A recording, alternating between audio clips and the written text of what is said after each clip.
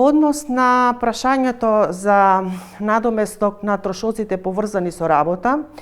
треба да имаме во предвид дека со воведување на концептот на бруто плата,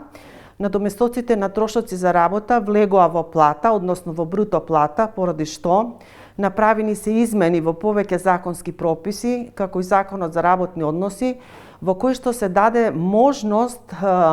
работодавачот да може да ги покрие трошоците за одење и враќање од работа само во случај кога тој го организира превозот за работа.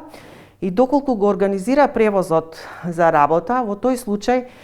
ниеден вработен не треба да биде исклучен или различно третиран, значи сите вработени треба да имаат еднакви услови. Доколку го организира превозот, значи сите треба да бидат опфатени, се разбира доколку е возможно со превозот, и не ја гледам разликата зошто ова вработен инвалид на труд не би го користил тоа право.